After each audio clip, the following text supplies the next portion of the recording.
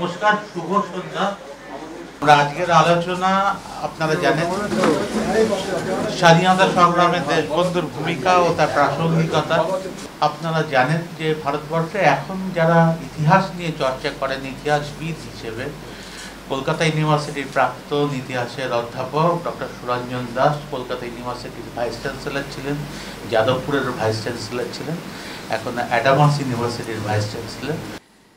প্রথমেই সবার উদ্যোক্তাদের আন্তরিক ধন্যবাদ জানাচ্ছি আমাকে এখানে আসার সুযোগ করে দেওয়ার জন্য এবং দেশবন্ধু চিত্তরঞ্জন দাসকে আমার শ্রদ্ধা নিবেদন করার জন্য।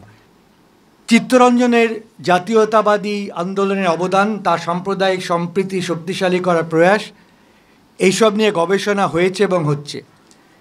সেমন্তী যার কিছুটা দিক সুন্দরভাবে আমাদের সামনে তুলে ধরেছে। এই ক্ষেত্রে আমি উল্লেখ করতে চাই, কয়েকদিন আগে, বছরখানেক আগে বোধহয়, সেমন্তী ঘোষ এবং অনিকেত দে সম্পাদিত চিত্তরঞ্জন দেশবন্ধু সমকালীয় কালান্তরে একটা গ্রন্থ প্রকাশিত হয় এবং সেটা খুব উল্লেখযোগ্য গ্রন্থ চিত্তরঞ্জনকে নতুনভাবে দেখার ক্ষেত্রে। আমি কিন্তু আপনাদের সামনে খুব সংক্ষেপে দেশবন্ধুর জীবন ও আদর্শের দিকে কিছুটা দিক তুলে ধরব, যেগুলোর ওপর আমার মনে হয় এখনও কিছু গবেষণার প্রয়োজন আছে। প্রেসিডেন্সি কলেজ থেকে স্নাতক ডিগ্রি সম্পন্ন করার পর চিত্তরঞ্জন 1890 সালে লন্ডন যান ইন্ডিয়ান সিভিল সার্ভিস যোগ্যতা অর্জনের জন্য। কিন্তু তা অন্তর্নিহিত জাতীয়তাবাদী চেতনা সাম্রাজ্যের কেন্দ্রস্থলেই প্রকাশ পায়। লন্ডনে ছাত্র অবস্থায় তিনি ইচ্ছাকৃতভাবে একটি ভারী সোনার চেইন ব্যবহার করতেন, যা তার শিক্ষকদের দৃষ্টি আকর্ষণ করেছিল। যখন তাকে জিজ্ঞাসা করা হয়েছিল কেন তিনি এমন অচল ফ্যাশনের জিনিস ব্যবহার করছেন, তখন চিত্তরঞ্জন উত্তর দিয়েছিলেন যে তিনি আড়ম্বরহীন ভারতীয় চেইন পছন্দ করেন ফ্যাশনেবল ব্রিটিশ পণ্যের চেয়ে। আবার 1892 সালের ব্রিটিশ পার্লামেন্ট নির্বাচনের সময় চিত্তরঞ্জন ভারতপন্থী গ্ল্যাডস্টোন সমর্থকদের হয়ে সক্রিয়ভাবে প্রচার করেছিলেন। সিভিল সার্ভিস পরীক্ষা প্রার্থী হয়েও তিনি এক্সেটার এবং অন্যান্য স্থানে ভারতের সংস্কারের পক্ষে জোরালোভাবে বক্তব্য রেখেছিলেন। একবার তিনি ব্রিটিশদের সতর্ক করে বলেছিলেন, coat, "I am sorry to find it in parliamentary speeches on more than one occasion that England conquered India by the sword, and by the sword must she keep it, to argue that the policy of the sword is the only policy that ought to be pursued in India today. This is to my mind absolutely base and unworthy of an Englishman," unquote. আশ্চর্যের বিষয়, Chittaranjan civil সার্ভিসের চূড়ান্ত তালিকায় মাত্র এক স্থান দূরে থেকে বাদ পড়েন। হয়তো রাজনৈতিক কর্মকাণ্ডের জন্যেই তিনি ষড়যন্ত্রের শিকার হয়েছিলেন। তিনি তার পিতাকে টেলিগ্রাম করেছিলেন, quote, "failed, one place out, জবারি," আনকোট। ওই সময় চিত্তরঞ্জনের ইংল্যান্ডের রাজনৈতিক কার্যাবলীর ওপর হয়তো আরও গবেষণার সুযোগ রয়েছে। ভারতে ফিরে এসে যোগ্য ব্যারিস্টার হিসেবে কিছুদিনের মধ্যে চিত্তরঞ্জন নিজেকে প্রতিষ্ঠা করেন, কিন্তু তিনি শীঘ্রই লাভজনক আইন পেশা ত্যাগ করে পুরোপুরি জাতীয়তাবাদী রাজনীতিতে নিযুক্ত হন। চিত্তরঞ্জন বিপ্লবী রাজনীতির প্রতি বিশেষভাবে অনুরাগী ছিলেন না, তবে তাদের আত্মত্যাগের মনোভাবের প্রতি তার গভীর শ্রদ্ধা ছিল। তিনি লিখেছিলেন, coat, "Being thwarted in their zeal to freedom, they grow impatient and believe in revolution. They see before their eyes that all nations, big and small, are eager for freedom. You give them freedom, you tell frankly that you will change the constitution, that you will administer the country of their good, and you will find all anarchism will be extirpated," unquote. এই কারণেই বিপ্লবীদের আইনি সুরক্ষায় ঝাঁপিয়ে পড়া চিত্তরঞ্জনের পক্ষে স্বাভাবিক ছিল। বিনা পারিশ্রমিক তো বটেই, কখনো কখনো নিজের আর্থিক সম্পদ ব্যয় করে এমন মামলা বহন করেছেন। চিত্তরঞ্জনের বিপ্লবী জাতীয়তাবাদের পক্ষে যে কয়েকটি আইনি লড়াই বিখ্যাত, আমি এখানে বলবো না, ডক্টর অমিয় সামন্ত আছে, নিশ্চয়ই উনি বলবেন। ব্রহ্মবান্ধ উপাধ্যায়, বিপিনচন্দ্র পাল 1907 সালে তাদের ওকালতি করা বিখ্যাত আলিপুর বোমা মামলা, ভাইসরয়ের হার্ডিঞ্জের হত্যা চেষ্টার সাথে সম্পর্কিত দিল্লি ষড়যন্ত্র মামলা, Alipur trunk murder case, Kutubdia ডেটিনিউ case এবং অমৃতবাজার পত্রিকা অবমাননার মামলাতেও তার অবদান স্মরণীয়। সেমন্তী নিশ্চয়ই আমার সঙ্গে একমত হবে যে চিত্তরঞ্জন ভারতের জাতীয় কংগ্রেসের মধ্যপন্থী ও চরমপন্থী অংশদের মধ্যে সেতু বন্ধনের ক্ষেত্রে গুরুত্বপূর্ণ ভূমিকা পালন করেছিলেন। তিনি সাংবিধানিক সংস্কারের প্রতি প্রতিশ্রুতিবদ্ধদের এবং যারা আরও তীব্র আন্দোলনে বিশ্বাসী তাদের মধ্যে সেতুবন্ধন ঘটিয়েছিলেন। চিত্তরঞ্জন ব্যক্তিগতভাবে অরবিন্দ ঘোষ, বিপিনচন্দ্র পাল এবং বাঘাযতীনের মতো বিশিষ্ট বিপ্লবীদের সঙ্গে কিন্তু অন্তরঙ্গ সম্পর্ক রেখেছিলেন। আমার মনে হয় জাতীয়তাবাদীদের আইনি দক্ষতার মাধ্যমে রক্ষা করার ক্ষেত্রে চিত্তরঞ্জনের কৃতিত্ব এবং বিপ্লবী জাতীয়তাবাদীদের সঙ্গে তার যোগাযোগের বিষয়টি পাঠক সমাজের কাছে আরও বিশদভাবে উপস্থাপন প্রয়োজনীয়। চিত্তরঞ্জন জীবনের আরও একটা দিক যে এখনও পর্যাপ্তভাবে গবেষণা হয়নি তা হলো তার আধ্যাত্মিকতা। অনেক জাতীয়তাবাদী সহযোদ্ধার মতো, যেমন নেতাজি সুভাষচন্দ্র বসু, তিনি ছিলেন এক গভীর আধ্যাত্মিক মানুষ। যদিও ব্রাহ্ম পরিবারে জন্মেছিলেন, চিত্তরঞ্জন বৈষ্ণব ধর্মের আবেগপ্রবণ শক্তি এবং চৈতন্যের জীবন ও আদর্শ দ্বারা গভীরভাবে আকৃষ্ট হয়েছিলেন। জানা যায় জীবনের শেষ পর্যায়ে তিনি রাধাস্বামী সম্প্রদায়ের এক সাধুর সংস্পর্শে আসেন, যার ফলে তিনি ক্রমশ নিরামিষ আহার গ্রহণ করতে শুরু করেন। গান্ধীজি স্মরণ করেছেন যে জীবনের এই পর্যায়ে চিত্তরঞ্জন তাকে বলেছিলেন, quote, "if I can manage, I will never eat meat or fish now. I realise that they obstruct our spiritual growth", unquote. আমি চিত্তরঞ্জনের আরেকটি উদ্ধৃতি দিচ্ছি, যার থেকে তার ধর্মভাবনা এবং বাঙালি সাংস্কৃতিক ঐতিহ্যের প্রতি তার গভীর শ্রদ্ধা প্রকাশ পায়, যেটা সেমন্তী অলরেডি বলেছেন। উদ্ধৃতিটা এইরকম: "I have found out the true soul of Bengal. I have learned to appreciate the real history of Bengal. The images of Buddha of the Buddhists, of Shiva of the Shaivas, of Shakti and the Shaktas, and the devotional love of the Vaishnavas rise up before my vision. I think of the immortal songs of Vidyapati and Chandidas and feel myself glorified by the glorious life of Sri Chaitanya. The songs of Gyandas, Govindadas and Lochandas vibrate in my heart's core. The devotional songs of Ramprasad Sen melt my heart. We then saw our mother and Bonkim's song, which touched our heart. I can appreciate the message of Sri Ramakrishna and Keshav Chandra. I feel inspired by the words of Vivekananda. I can realize that a Bengali, whether a Hindu or Muslim or a Christian, is after all a Bengali. He has an individuality of his own. He has his own culture. And if he means to realize himself, he will have to be a true Bengali.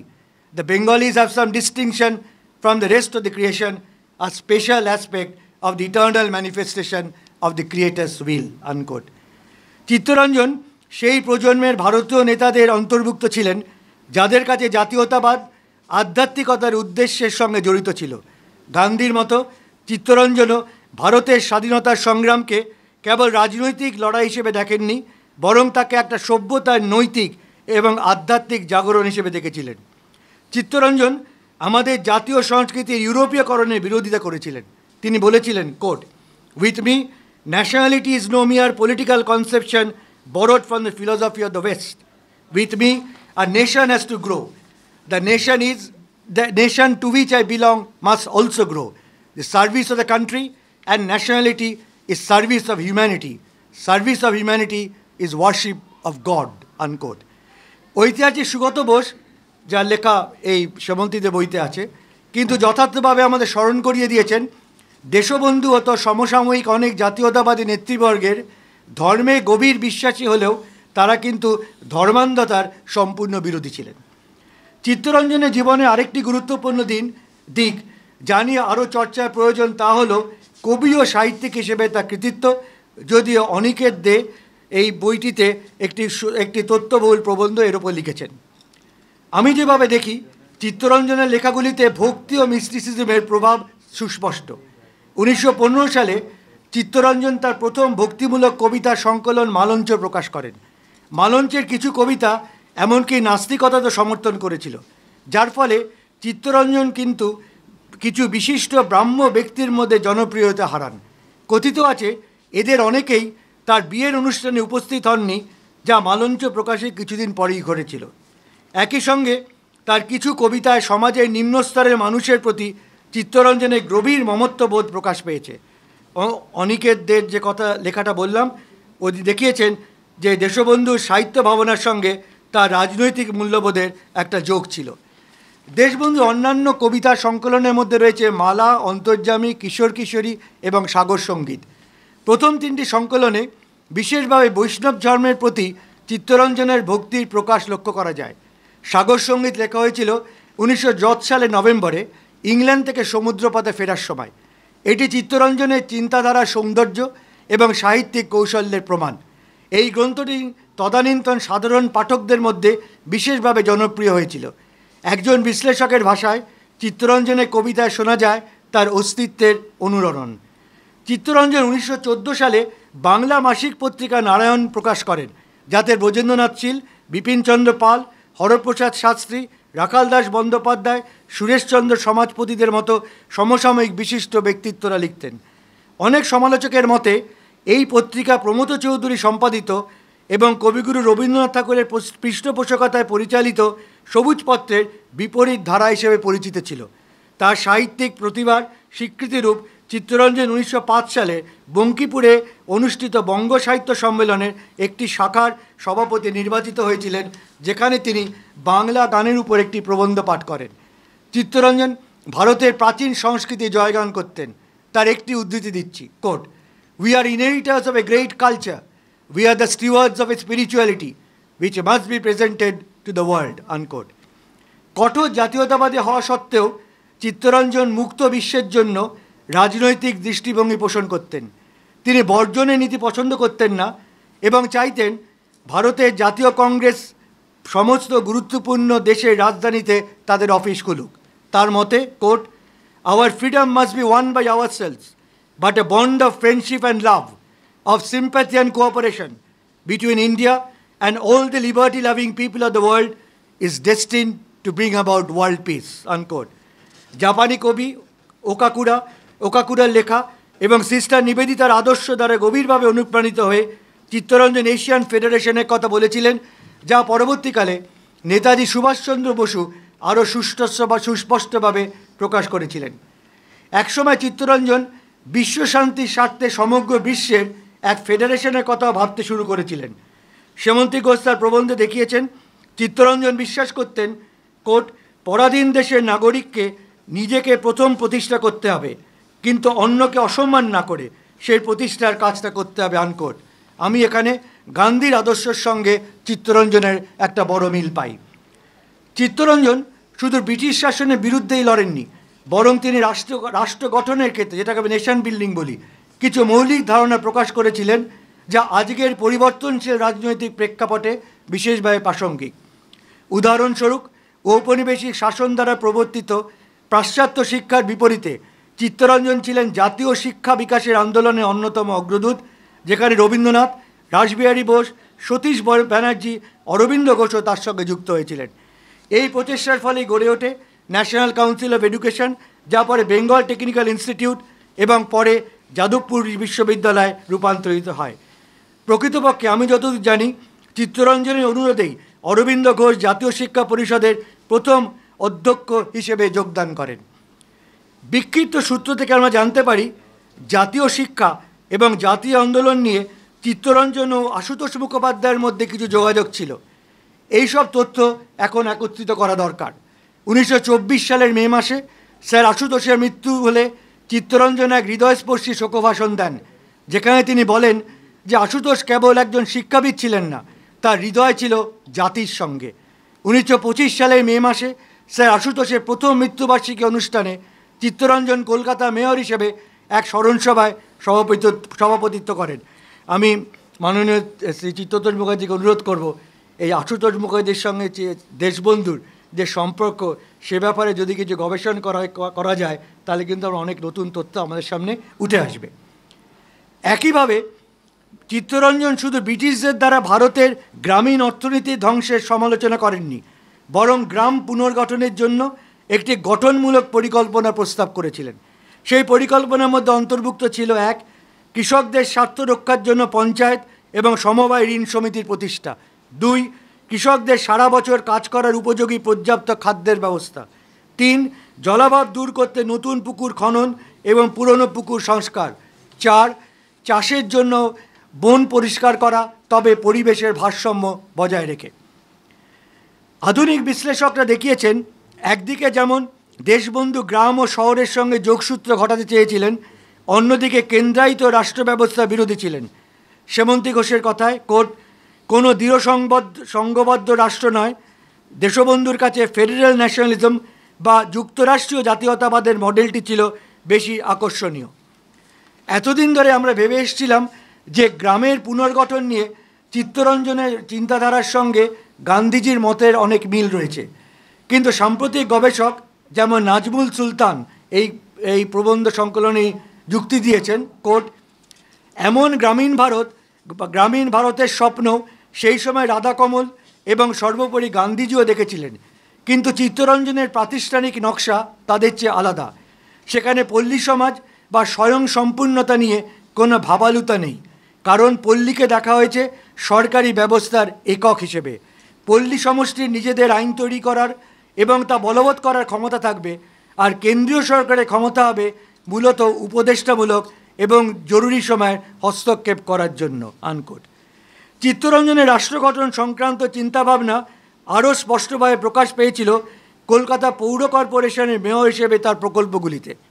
1924 সালের April মাসে তিনি কলকাতার প্রথমবার mayor নির্বাচিত হন এবং 1925 সালের April মাসে পুনর্নির্বাচিত হন। সাম্প্রদায়িক সম্প্রীতির ওপর তার জোর, যা সেমন্তী উল্লেখ করেছেন, যা প্রতিফলিত হয়েছে বেঙ্গল ফ্যাক্টে, সেই অনুযায়ী তিনি তরুণ মুসলিম নেতা হোসেন সারাবর্দিকে ডেপুটি মেয়র হিসেবে বেছে নেন। মেয়র হিসেবে চিত্তরঞ্জন দাসের কাজকর্ম তার জাতীয়তাবাদী আদর্শ এবং স্বরাজের স্বপ্ন দ্বারা গভীরভাবে প্রভাবিত হয়েছিল। তিনি পৌরসেবা কার্যকে স্বাধীনতা সংগ্রামের স্বাভাবিক সম্প্রসারণ বলে মনে করতেন, একটি ক্ষেত্র যেখানে ভারতীয়রা স্বরাজের নীতি ক্ষুদ্র পরিসরে প্রয়োগ করে দেখাতে পারবে, যেটা সেমন্তী রিয়ালিস্ট পলিটিক্সের কথা বলেছেন। চিত্তরঞ্জনের দৃষ্টিভঙ্গির কেন্দ্রে ছিল এই ধারণা যে নাগরিক প্রতিষ্ঠানগুলি কাজ সাধারণ মানুষের জন্য, বিশেষ করে দরিদ্র মানুষের জন্য হওয়া উচিত। মেয়র হিসেবে তার অভিষেক ভাষণে তিনি দরিদ্র নারায়ণের ভারতীয় ঐতিহ্যগত ভাবনা উল্লেখ করেছিলেন, যেখানে গরিবদের মধ্যে ঈশ্বরের উপস্থিতি অনুভব করা যায়।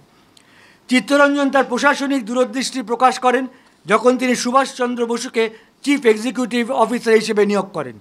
সুভাষচন্দ্রের প্রশাসনিক দক্ষতার সাহায্যে চিত্তরঞ্জন কলকাতাবাসীদের জন্য একাধিক জনকল্যাণমূলক পদক্ষেপ বাস্তবায়ন করেন। কয়েকটি উদ্যোগের উল্লেখ করছি। প্রথমবারের মতো পৌর কর্পোরেশনের মধ্যে শিক্ষা বিভাগ স্থাপন করা হয় এবং কেমব্রিজ বিশ্ববিদ্যালয়ের স্নাতক কেপি চট্টোপাধ্যায়কে এর প্রদান করা হয়। ছেলে মেয়েদের জন্য বিনামূল্যে প্রাথমিক বিদ্যালয় খোলা হয়। শহরের প্রতিটি ওয়ার্ডে পৌর কর্পোরেশনের আর্থিক সহায়তায় স্বাস্থ্য সমিতি গঠিত হয়। গরিবদের বিনামূল্যে চিকিৎসা সেবার প্রদানের জন্য পৌর কর্পোরেশনে ডিসপেন্সারি খোলা হয়। শহরের বিভিন্ন অংশে শিশু ক্লিনিক স্থাপন করা হয় এবং প্রতিটি ক্লিনিকের সঙ্গে যুক্ত হয় একটি মিল্ক কিচেন, যেখানে দরিদ্র শিশুদের জন্য বিনামূল্যে দুধ সরবরাহ করা হয়। এর সঙ্গে রয়েছে বিশুদ্ধ পানীয় জলের সরবরাহ, গরিবদের জন্য বাসস্থান, কলকাতা শহরতলি আধা শহরের এলাকার নাগরিকের সুযোগ সুবিধা সম্প্রসারণ, জনপরিবহন উন্নত, অন্যান্য দিক। স্বাধীনোত্তর যুগে সব পৌরসভাই এই সব কাজের সঙ্গে এখন যুক্ত। কর্পোরেশনের নিজেদের কেনাকাটার সময় স্বদেশি পণ্যের অগ্রাধিকার দিতেন চিত্তরঞ্জন। জাতীয়তাবোধকে উৎসাহ দিতে মহাত্মা গান্ধী, পণ্ডিত মতিলাল নেহেরু এবং বল্লভভাই প্যাটেলের মতো জাতীয়তাবাদী ব্যক্তিত্বদের নাগরিক সংবর্ধনার আয়োজন করা হয়েছিল। ভাইসরয় ও গভর্নরদের সংবর্ধনার পুরাতন রীতি বন্ধ করা হয়েছিল। শহরের অনেক পার্ক ও রাস্তার নাম দেশের মহান ব্যক্তিত্বদের নামে পরিবর্তন করা হয়েছিল। স্বদেশী চেতনা জাগ্রত করতে স্বরাজবাদী কাউন্সিলর, আধিকারিক, অলডারম্যান এবং মেয়র খাদি পোশাক পরতেন। কখনো যখন দেশবন্ধু নেতৃত্বাধীন কর্পোরেশনের সঙ্গে কখনো দেশবন্ধু নেতৃত্বাধীন কর্পোরেশনের সঙ্গে সরকারের নগরায়ণ প্রকল্প নিয়েও সংঘাত ঘটেছিল, যেমন শহরের নিকাশি ব্যবস্থার পুনর্গঠনের পরিকল্পনা নিয়ে। এই পদক্ষেপগুলো কথা স্মরণ করে সুভাষচন্দ্র বসু লিখেছিলেন কিভাবে এগুলি কলকাতার জনগণের মধ্যে নাগরিক চেতনা সৃষ্টি করেছিল, যারা তখন পৌরসভাকে নিজেদের প্রতিষ্ঠান এবং পৌর কর্মকর্তা কর্মচারীদের জনগণের সেবক হিসেবে দেখতে শুরু করেন। পরবর্তী সময় নেতাজি যখন মেয়র হন, তখন তিনি চিত্তরঞ্জনের এই চিন্তাভাবনা আরও এগিয়ে নিয়ে যান। চিত্তরঞ্জনকে নেতাজি প্রকাশ্যে নিজের মেন্টর হিসেবে স্বীকার করে নিয়েছিলেন। মেয়র হিসেবে চিত্তরঞ্জনের উদ্যোগগুলি অনেকটাই ঔপনিবেশিক ভারতের মিউনিসিপ্যালিটির পক্ষে নজিরবিহীন ছিল, কারণ তখন নগর প্রশাসনের মূল চিন্তাভাবনা ছিল ওই ঔপনিবেশিক নগরায়নের প্রয়োজনের মধ্যে। কলকাতার জনগণ এই নতুন পৌর প্রশাসনের ধারণাকে অত্যন্ত উদ্দীপনার সঙ্গে গ্রহণ করেছিলেন। উদাহরণস্বরূপ, যখন কলকাতার পৌরসভার সাফাই কর্মীরা ধর্মঘটে নেমেছিলেন, তখন চিত্তরঞ্জন ব্যক্তিগতভাবে হস্তক্ষেপ করেছিলেন। তিনি শ্রমিকদের সঙ্গে দেখা করেন এবং তাদের আশ্বস্ত করেন যে তারা কাজে ফিরলে তিনি তাদের অভিযোগ শুনবেন এবং তাদের মজুরির বৃদ্ধি ব্যবস্থা করবেন। অন্যথায় তিনি নিজে এবং অন্যান্য স্বেচ্ছাসেবীরা রাস্তাঘাট পরিষ্কার করতে নেমে পড়বেন। দেশবন্ধুর এই অঙ্গীকারে লজ্জিত সাফাই কর্মীরা সঙ্গে সঙ্গে ধর্মঘট প্রত্যাহার করেছিলেন। 1924 সালে চিত্তরঞ্জন নভেম্বর মাসে কলকাতা কর্পোরেশনের নিজস্ব গেজেট শুরু করেন, কলকাতা মিউনিসিপ্যাল গেজেট, যার সম্পাদক ছিলেন অমল হোম। এর উদ্দেশ্য ছিল কলকাতার মানুষকে কর্পোরেশনের কর্মকাণ্ড সম্পর্কিত অবহিত করা এবং তাদের অভাব অভিযোগের প্রকাশের জন্য একটা স্পেস তৈরি করে দেওয়া। চিত্তরঞ্জন ছিলেন দুর্নীতির বিরুদ্ধে একনিষ্ঠ যোদ্ধা। এই ক্ষেত্রে তিনি ধর্মীয় নেতাদেরও রেহাই করেননি। এর উদাহরণ হিসেবে বলা যায় তারকেশ্বর মহন্তের ক্ষমতা ও প্রভাব অপব্যবহারের বিরুদ্ধে যে সত্যাগ্রহ তিনি সংগঠিত করেছিলেন। চিত্তরঞ্জনের দৃঢ়তা এবং নীতি থেকে সরে না যাওয়ার যে সংকল্প তা স্বীকার করেছিলেন স্বয়ং গান্ধীজি। তিনি লিখলেন, "If Chittaranjan opposed me, it was certainly not that he wanted to harass me or undermine my position. He did so only for the sake of national service. He did not fear the viceroy, was not only likely to be afraid, therefore he was not likely to be afraid of me. His attitude was that if the activities of even his brother obstructed the progress of the country, he would oppose him. This should be the attitude of all of us. Our differences were like the differences between brothers. Neither of us wanted to part company with the other forever. If we did, you would have shown ourselves wanting in patriotism." Unquote. চিত্তরঞ্জনের জীবনে আরেকটি দিক যা পুনর্গঠন করা জরুরি তা হলো তার স্ত্রী বাসন্তী দেবীর সঙ্গে গঠনমূলক দাম্পত্য সম্পর্ক। বাসন্তী দেবী চিত্তরঞ্জন দাসের জন্য এক অবিচল মানসিক শক্তির উৎস ছিলেন। চিত্তরঞ্জনের নিষ্ঠা ও ব্যক্তিগত ত্যাগ, দীর্ঘকালীন কারাবাস, আর্থিক সংকট এবং ক্রমাগত রাজনৈতিক চাপের মধ্যে কাজ করা সম্ভব হয়েছিল বাসন্তী দেবীর দৃঢ়তা এবং চিত্তরঞ্জনের প্রতি অটল সমর্থন। আমি সেমন্তীকে অনুরোধ করব এই ব্যাপারটা যদি পরবর্তীকালে একটা গবেষণা করা যায়, কারণ এটা আমার মনে হয় একটা নতুন দিক আমাদের সামনে তুলে ধরছে। কারণ জাতীয়তাবাদী আদর্শে গভীরভাবে উদ্বুদ্ধ বাসন্তী দেবী সংসারে এমন এক পরিবেশ গড়ে তুলেছিলেন যেখানে স্বাধীনতা সংগ্রাম কেবল জনজীবনের বিষয় ছিল না, বরং পরিবারের দৈনন্দিন জীবনের অংশ হয়ে উঠেছিল। তাদের এই পারস্পরিক সম্পর্কই দেখায় কিভাবে ব্যক্তিগত সম্পর্ক ভারতের স্বাধীনতা আন্দোলনকে প্রভাবিত করেছিল এবং সেই আন্দোলনের দ্বারা প্রভাবিত হয়েছিল। চিত্তরঞ্জন সম্পর্কে সমসাময়িক বিশিষ্ট ব্যক্তিত্ব উক্তি দিয়ে আমি শেষ করতে চাই আমার প্রতিবেদন, যা তার যুগের সামাজিক ও রাজনৈতিক প্রেক্ষাপটে তার প্রভাবে যথার্থ মূল্যায়ন করে। অনেক ঐতিহাসিক গান্ধীজি এবং চিত্তরঞ্জনের রাজনৈতিক মতভেদের ওপর জোর দেন, যদিও দেশবন্ধু শেষ পর্যন্ত নাগপুর কংগ্রেসের গান্ধীর নেতৃত্ব মেনে নিয়েছেন।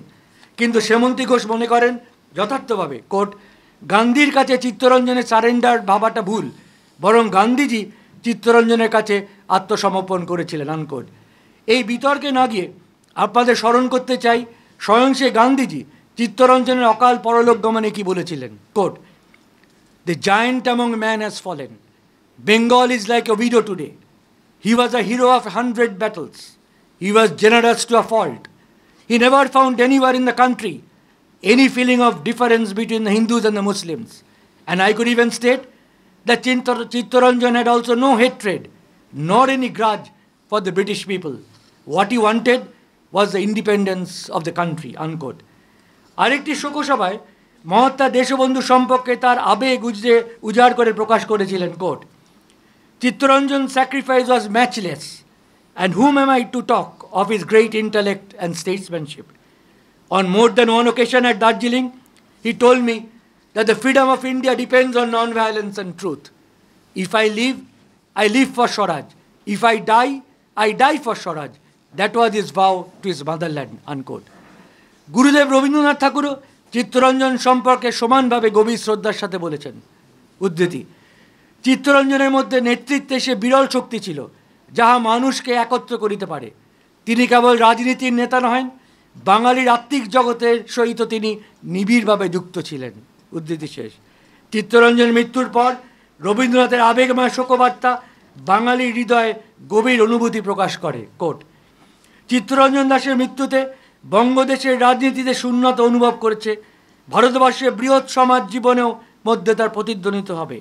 তিনি ছিলেন স্বাধীনতার অগ্রদূত, যিনি দেশের জন্য আপন জীবনের সমস্ত সম্ভাবনাকে বিসর্জন দিতে পারেন। তিনি দেশের হৃদয়ে চিরদিন স্থান পাইবেন। আনকোট। আবার নেতাজি সুভাষচন্দ্রের ভাষায়, কোট: দেশবন্ধুর অন্তরের এবং বাহিরের সম্পদ উপর সকলের দাবি ছিল।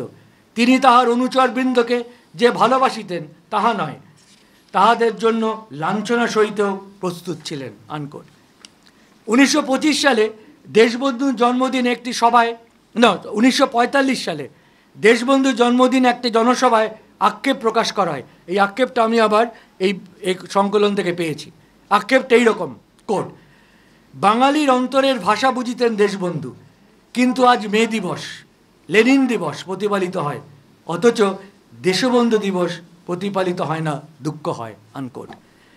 প্রায় স্বভাবতই প্রশ্ন জাগে, এমন একজন যার মৃত্যুতে স্বয়ং কবিগুরু লেখেন, এনেছিলে সাথে করে মৃত্যুহীন পান, মরণে তাহাই তুমি করে গেলে দান, তার মৃত্যু শতবর্ষ কি আমরা যথাযথভাবে পালন করছি? আমার শেষ করব গান্ধীজির আবাসী একটা অমর বাণী দিয়ে, অমর বার্তা দিয়ে। Quote: but how can Deshbandhu die? His physical frame has passed away. But can his virtues die? They still live on. If we but cultivate them in ourselves, he lives in all of us. And so, Deshabandhu lives, though dead. As long as India lives, Deshabandhu lives. Let us therefore say, long live Deshabandhu. Unquote. আজকে আমরা যখন তার মৃত্যু শতবার্ষিকীকে প্রণাম জানাচ্ছি, আমি মনে করি এই বক্তব্যটা পাথেয় করে যদি আমরা এগিয়ে যাই, তাহলে তার প্রতি প্রকৃত শ্রদ্ধা জানাতে পারবো। আগেই বলেছি, আমরা তেমনভাবে দেশবন্ধুর জন্মদিবস বা প্রয়াণ দিবস পালন করি না, কিন্তু বাংলা ওয়ার্ল্ডকে আমি আন্তরিক অভিনন্দন জানাচ্ছি আজকের এই সভাটা আয়োজন করার জন্য। ধন্যবাদ, নমস্কার।